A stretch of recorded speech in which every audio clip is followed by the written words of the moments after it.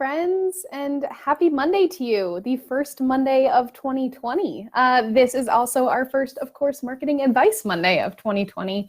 I'm super excited to be discussing kind of a hot topic, something that's probably really relevant to a lot of you, how to get booked out as a private pay practice. If you choose not to take insurance, then this is a really important live to tune in on. If you do take insurance, these are also really, really good tips to put into action, because the fact is that reaching potential clients has a bunch of best practices and good ideas, no matter how you take payment. So I will give everyone just a couple minutes here to kind of trickle in for 4 p.m. on a Monday. Hopefully your day is coming to an end. Maybe you have another client or two. If you're catching me live, please say hello in the comments. If maybe you're catching the replay of this later this week or later this evening, just drop a hashtag replay into the comments. That lets me make sure that I see that you joined this and can answer any questions that you may have as you're working your way through. If this is your first time watching a live with me, welcome. I'm really happy that you're here. We've had a lot of new people come into the group over the holidays. My name is Anna Walker. I am a marketing and web strategist that works with private practitioners just like you to get booked out with clients you love and who love you. That is at the heartbeat of everything that I do. It's at the heartbeat of this group, and it's at the heartbeat of this training, how to get booked out as a private pay practice. Let's go ahead and jump in. About 75% of the clients that I work with are private pay only. Some of them are paneled with insurance, about 25%, but the majority of them are probably similar to you. Many of the people that I talk to in this group are the same way. You are private pay only for whatever reason, because you don't want to take insurance, because you can't take insurance, because you're waiting to be paneled. Whatever that is, you are kind of at this stage of needing to bring in people that are willing to pay your full fee. There is nothing wrong with that. And it doesn't mean that you can't be successful. So many of the conversations that I have with clients are around, I'm private pay, people always just call wanting to know if I take insurance. The minute I say no, I lose them. They're visiting my Psychology Today profile, but it says there that I don't take insurance. What do I do in order to attract people that are willing to pay? Well, the good news is that there are hundreds, thousands of private practitioners out there that are fully booked out being private pay. It is possible, but it doesn't just happen. Just like any good thing, you're learning in private practice that success doesn't just happen. You have to work for it. And so being fully booked out as a private pay practice requires some really upfront marketing kind of strategies and thought behind what it is that you do. So the very, very, very, very, very first thing that I want you to understand here as we get started is that the type of person that is willing to pay you in a private pay practice is different than the person that is just looking to use their insurance. That's okay. It's absolutely okay that that exists, but that is a difference that you need to really grab hold of and understand. So if you're taking notes or something right now, just jot this down.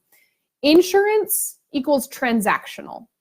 Private pay equals relational. That's not to say, that says nothing about the quality of the therapy that you provide. It's speaking to the actual people that are looking for these types of therapy, this type of therapy and this type of practice. So if you are someone that accepts insurance, that's wonderful. The people that are coming to you are likely looking for something more transactional. They're looking for, I have this insurance. I want to make sure you take Blue Cross Blue Shield. I want to have a smaller copay. And that happens. It's a very transactional thing. It's much more just logistics. Now, if you are a private pay practice, then you have to be relational people. Your ideal client that's going to head and is going to hand over the $150 an hour or whatever it is that you charge, they are looking for something relational. It is deeper than just the transaction of you give me therapy and I don't have to pay you as much because my insurance takes care of part of it. It is about being relational. We've talked a lot about in this group about the fact that good marketing is about being knowable, likable, and trustable. We as humans make decisions about our money based on whether we know, like, and trust someone or something. Maybe that's a toothpaste brand, maybe that's a dating website, maybe that's a therapist. We have to know, like, and trust them in order to go ahead and say, yeah, I'm willing to give you my hard-earned money. So that means that if someone's going to be handing over your full fee, your $150 an hour, whatever that is, they have to know, like, and trust you. It's about a relationship. And so at the very, very, very root of everything that we're talking about here is the fact that if you are going to get fully booked and be a private pay practice, you have to master the art of building relationships in your marketing. It doesn't mean that you're sitting down and having a one-on-one conversation with every single potential client. We know that that's not happening, but it's about keeping that red thread of relationship throughout everything that you do in your marketing. So that's our fundamental difference between your ideal client that's going to be looking for insurance and your ideal client that is going to go ahead and hand over your full fee, which is possible. So now let's dive into what exactly you need to do in your own practice in order to get booked out as a private pay. The first thing, and this probably doesn't come as a surprise, but I don't see enough practitioners spend enough time in this area. The very first thing that has to happen if you're going to be a successful private pay practice is to niche down. Niche, niche, niche. I know that you hear this every which way. You hear this everywhere you go from every single person.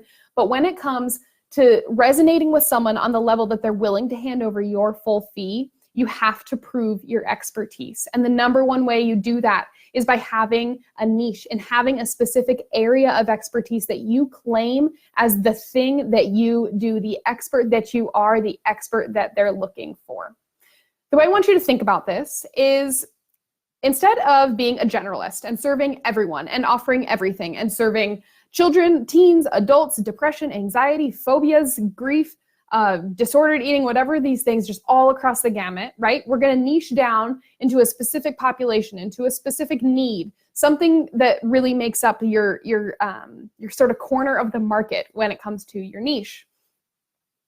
I want you to think about the difference in experience that you have when it comes to handing over your hard-earned money when you walk into Walmart versus when you walk into, say, Sunglass Hut or Williams-Sonoma. At Walmart, they sell everything. It's a great place to go. You get low prices, right? You know that you're going to find what you're looking for because they've got it all. And you can get your groceries done. You can get all of your paper products. You can buy an outfit and you can get new tires for your car in the same place. It's really great. Are you going to spend a lot of money for anything at Walmart though? Probably not. Now think of the experience you have when you walk into a place like Sunglass Hut. Totally specific to sunglasses. That's the only thing you're going to get there. And sunglasses are going to run $200, $300, $400 there. That's because Sunglass Hut has specialized. The same is true about Williams-Sonoma. You walk in there, it's this high-end kitchen store. Everything is dedicated to good food, good cooking, and using high-quality, items and ingredients. You're willing to pay a little bit more when you go there. Think of Whole Foods. Whole Foods versus your local grocery store. Whole Foods charges a lot of money. There is no denying that. But the reason that they can is because they have niched and created a specialty for themselves in the health food, very fresh sort of area of that market. And that means that they can charge more. What I'm saying here is not that there's anything wrong with Walmart or that you have to be like Whole Foods. What I'm saying here is that we as humans equate exclusivity, equate specializing to quality, right? You walk into Sunglass Hut and you know that the sunglasses you're going to get there are probably better quality than the sunglasses you're going to pay for at Walmart. And therefore, they're probably worth more money. So we associate exclusivity, we associate specialty with higher quality, and we equate higher quality with higher prices that we're willing to pay because we think that we're getting something better. And we are, hopefully, right? Hopefully you're making a purchase on a pair of new sunglasses and actually getting your money's worth. That's what you need to be thinking about when it comes to your practice. Are you being Walmart, where you serve everyone, or are you being Sunglass Hut? Are you being Williams-Sonoma? Are you being Whole Foods? Have you carved out an area of your niche, an area of the market, an area of your community that makes you an expert, that you can claim, that you can say, this is what I do, and I'm really, really good at it? Because if you're really, really good at it and you communicate that and you make it clear that this is who I serve, this is who I don't serve, this is who I serve, then you automatically rise above the noise. You automatically help yourself be seen as a higher quality expert in the space that you're serving. So that means that someone that is looking for therapy, that needs your services, say you specialize in severe phobias. You specialize in severe phobias. You don't talk to people that just have depression. You don't talk to people that are struggling through grief. Your specialty is phobias. And so if someone is completely crippled by a phobia, they're going to be willing to pay someone that has that expertise in that area far more than the generalist down the road who serves, yeah, they do phobias, but they also do 6 different things for 6 other types of people. They're automatically going to equate you as a higher value, higher quality expert in your area. So that is why niching is so, so, so important. That's why I just spent 10 minutes talking about it. I want you to think, when you look at your practice, am I presenting myself as a Walmart where you can get everything for a low price? Or am I presenting myself as a Sunglass Hut, as a Tiffany & Company, as a Whole Foods, whatever that may be? I want you to be doing the latter, because if you're not, then people are automatically already going to just keep you on the same level as all the other practitioners in the area, including those that take insurance. Whereas if you can rise above that, then you've differentiated yourself. You said, I don't take insurance, but I'm way more valuable, but I am an expert in this space. That is why niching is so, so, so critical to what you do. So now that you've niched, hopefully, right? You want to be a fully booked private pay practice. Then what do? You've decided on that niche. Then you let that niche drive all of your marketing. I should be able to land on your website and know immediately, literally immediately when I land there, what your niche is. If you're not being that clear about it, then you're losing out